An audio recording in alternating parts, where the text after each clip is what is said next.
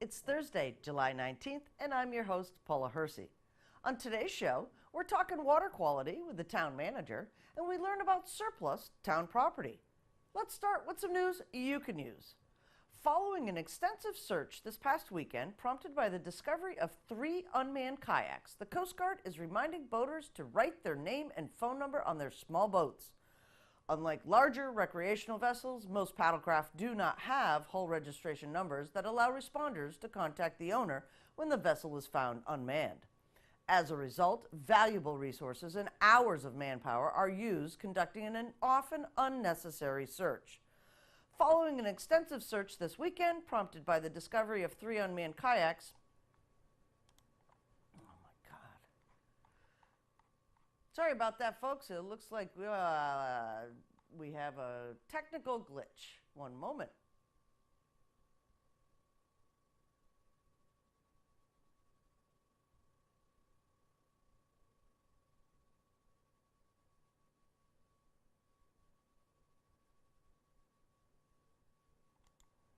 Putting your name and phone number on your boat is an easy solution and basic courtesy that allows the Coast Guard or other responders to quickly determine whether you are in fact missing at sea or if your boat simply drifted away. Including basic contact information also makes it easier to get your boat back. Town Manager Mark Ells and I take a deep dive into water quality and how the town is planning for the now and future with a blend of traditional and non-traditional solutions.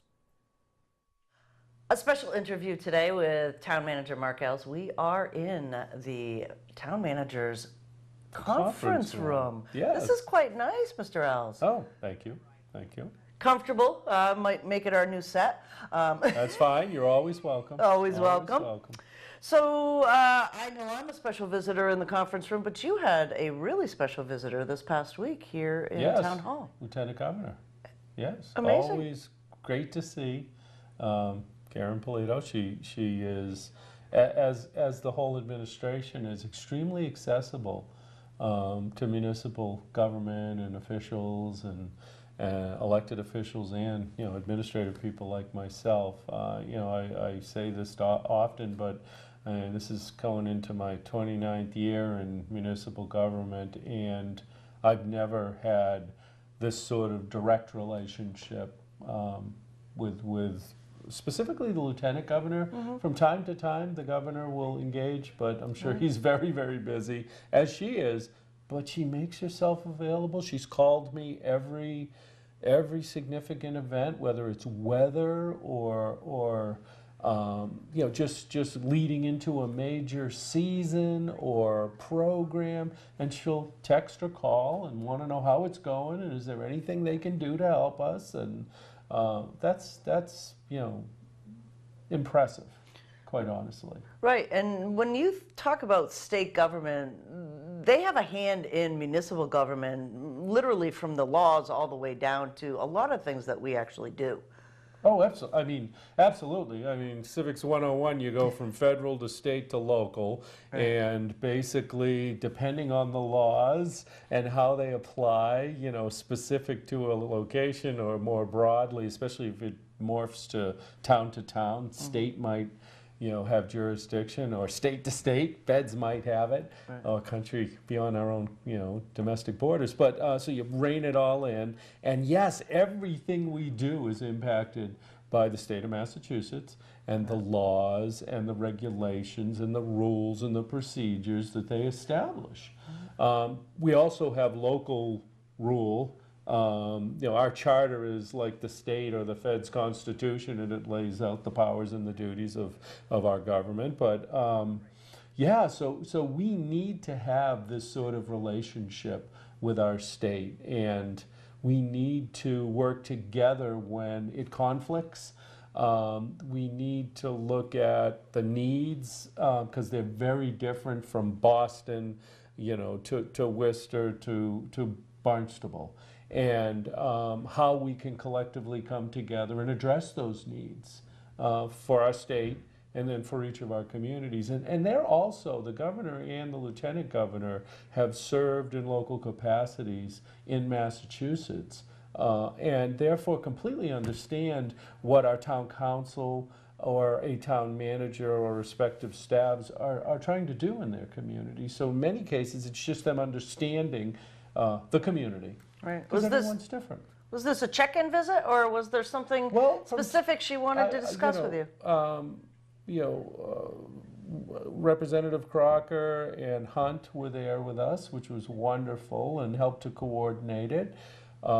Julian Sears' office came and participated in it, and it was reaching out to us and just wanting to. This wasn't a press conference. This was about Barnstable and how we can have that relationship I just described, and what our priorities are, and how her office may help us better. Her and the governor's office may be able to help us better. What are our priorities? Are they understanding, and are there ongoing efforts for those priorities where we need to coordinate so that we can get to the outcome we're trying to get to? So it was a very roll up your sleeves and have a discussion about it. We had a list, and we went through that and spoke with her afterwards a little bit about what can we do to help her with the broader initiatives. And certainly housing is one that we've made we've always tried to lead in that, but certainly it's in the forefront of our thinking here. And we've made some really good initiatives with our leadership on town council in that area. And then wastewater planning, water and wastewater planning, and continuing with those efforts. She brought up both of those specifically. So not surprising, but very much understanding of who we are on Cape Cod and here in Barnstable, and what we need to be focusing on.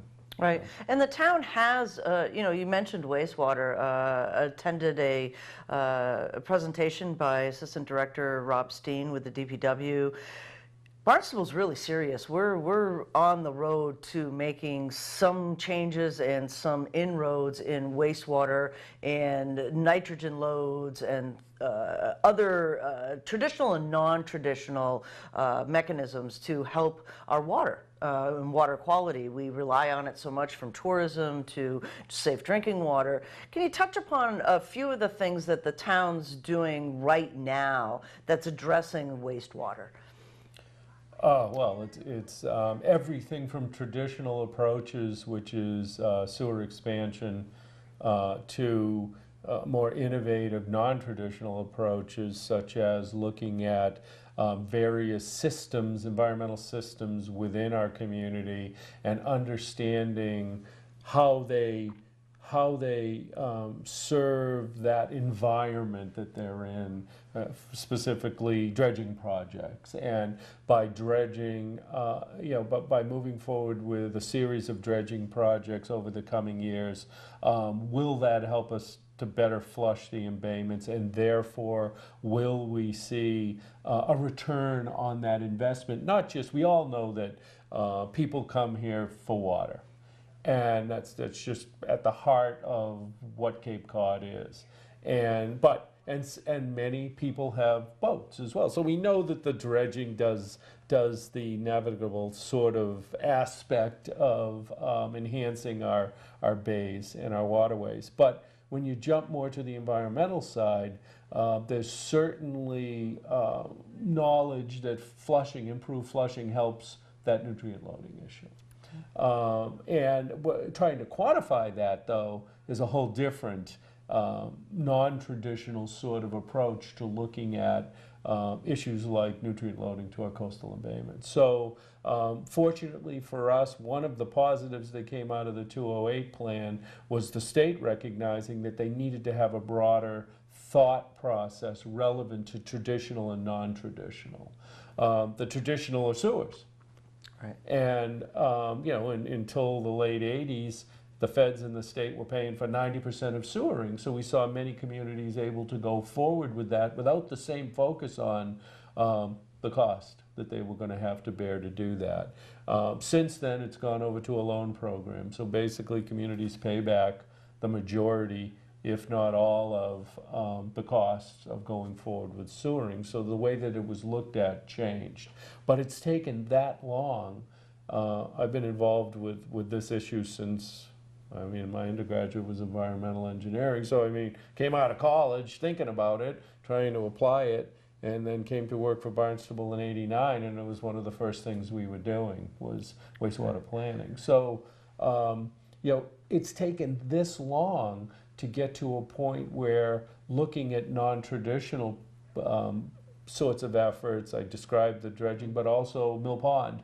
They're looking at dredging Mill Pond to create really a detention of water as it moves from the river leading into it out to the headwaters of the Three Bay area, Prince Cove area. And in doing that, it becomes, it removes nutrients naturally.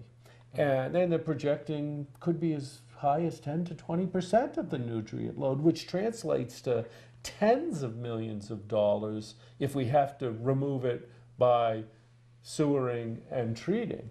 So the fact that we're able to sit with the state and have serious discussions about the non-traditional approaches now is a huge positive. And it will help us better manage both that existing environmental system and the costs that are associated with dealing with the broader issues. I never like to just limit it to, there's a big focus by the state on nutrient loading, which is well deserved. Sure. But I never like to just focus on that because we have water supply issues. We have emerging contaminant issues that are of equal concern to certainly the nutrient aspect of it. So I want to make sure as we talk about this moving forward, when I first got involved, I said I've been involved in this for almost 30 years. Nobody wanted to hear from the regulatory side about nutrient loading.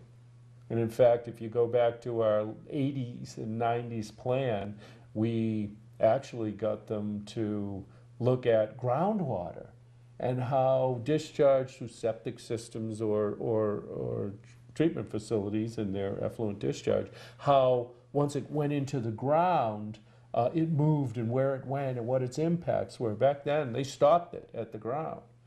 And so we spent a lot of time from about 89 to about 95 talking with them to get them to allow us to develop hydraulic models. And now we're moving over to, then the focus shifted from that to nutrient loading. And now the focus is shifting, expanding, I shouldn't say shifting, expanding to these emerging contaminants. And the thing that should resonate with all of our residents at this point is the primary source of nutrient loading is urine. It's coming from us. Right. It's not like we're bringing this in from somewhere else. It's coming from us. Primary source of emerging contaminants when you move away from like the fire foams that we hear about at certain locations, airports and other locations, is us. Right. I mean, we're buying products with this in it. It's our, it's the perfumes we use. It's the fire retardant materials that are in our clothing and our furniture. It is the some of the cookware that we utilize. So when we wash it, it's going down the sink and through our systems and out into the environment. So educating our public is huge on that. It's a non-traditional approach. Educating our public, having the consumers know that we are one of the sources of this, and so perhaps in a preventative manner we can avoid this. Therefore, on the other end, avoid the millions, tens of millions, hundreds of millions of dollars of cost. Because once it gets to the treatment plant, right. It's expensive. Right. And there's some communities, I think about the Craigville area specifically, there's some communities you just can't sewer. There's just not the infrastructure under the roads to be able to put those pipes in. There's other like filling in old cranberry bogs. I thought that was fascinating that you could create wetlands. And then one of the other things that I think maybe residents don't always understand is that this isn't like from, flushing your toilet today and it ends up in the water tomorrow. This is a 20 to 30 year movement underground of some of these nutrients and some of these emergent contaminants. It takes a long time for these to move. So I think tackling it now instead of keep saying, well, we'll see it in 5 years or 10 years if it's still the same. You're still moving. Some of these neighborhoods that were built in the 80s, those nutrients are now moving from those neighborhoods.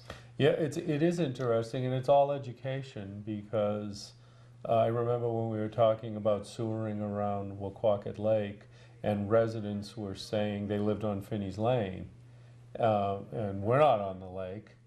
And we were trying to explain that relationship and how things moved and what the potential impacts might be. And what became evident to me was that we didn't take the time to educate ahead of time so that people could do their research. One of the things about the resident here in Barnstable is, they're intelligent people who want to understand. They may not agree with you, but they want to understand it, and then they're going to come to their own conclusion. If you don't give them that up front, then it's a much harder process to move through than if you take the time and you educate people, and then they're going to make their decisions, and their decisions will impact where our community will go in the future, because that's who we all work for. Right. But if you don't take the time, and I don't think we spend enough time educating. And you can't make people, though, want to spend the time to learn. So I always say this, but I love the captive audiences. If I can get into the schools and I can talk to the young people, they begin to carry that forward. And they're so receptive to learning, because that's where they're sitting. That's what they're doing. And if you can give them practical examples in their own backyard, it just is that much better. So. And we take that opportunity every chance we get. Excellent. Well, this was an opportunity today to at least a little bit of education for our residents, and we thank you for your time as always. Thanks for having me. David Anthony, Director of Property and Risk Management, and Assistant Town Manager Andy Clyburn joined us in the hearing room this week to update us on the sale of 20 surplus properties. Here at the town of Barnstable, there's some properties that have been abandoned or gifted to the town. Recently, there was a survey of those properties to bring them back on the tax rolls. Here to talk about it today, gentlemen, welcome. Good morning. Thanks for having us. So let's do a little backtracking here and talk about how these properties got found and what type of survey there was to catalog them. Sure. The bulk of the properties that we're dealing with right now are called tax possession properties.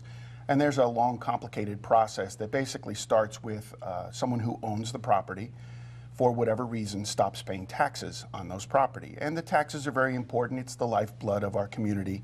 It goes into the general fund, and it funds everything from schools to police to beaches and all the other good stuff that we need to have to make government run. So when people stop paying taxes, there is a tax lien process where you are put on notice, and per Mass General Law, you are charged interest on that back tax. Well, there are times when circumstances require someone to come in and do a payment plan because they can't afford the taxes.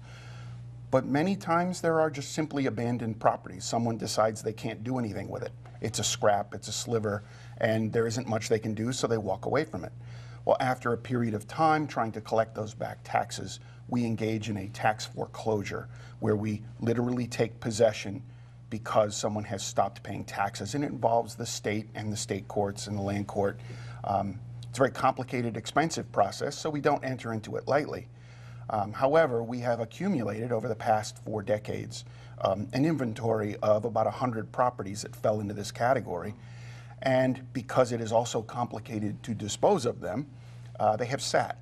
And at the direction of the town council, this current town council has really pushed to try to get us to focus more on these assets, underperforming assets specifically, to try to get them back performing. And one of the ways to do that would be to sell them, put them back on the tax rolls, and start to generate new taxes. So Andy, that's kind of like having a portfolio in government of property, correct? Absolutely. Those 140 parcels are part of a much larger portfolio that we have. The town of Barnstable has over 1,000 parcels in different categories. About half of those are municipal, about half of those are conservation, open space type parcels.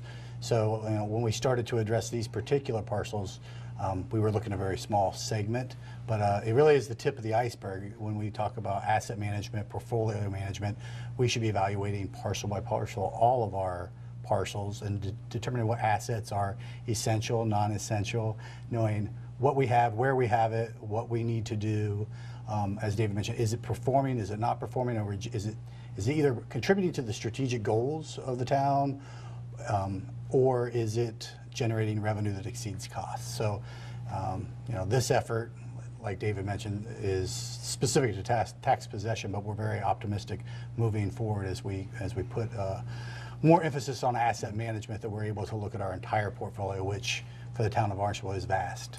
Right, and that would include places like the schools that are no longer functioning at this point in time, those types of things. Those are town assets at this point in time. Absolutely. Okay. So how'd you survey all of these? I mean, did you have to look through all the books of taxes? And it seems like a daunting job. Well, we have an excellent GIS department that has created a very user-friendly, for both the public and for town employees, the ability to take a look at maps parcel by parcel and really drill down into how it was acquired. There was an initiative a couple of years ago where some interns came in and actually helped populate our property management database that put the deeds of record associated with many of those properties into a readily accessible database.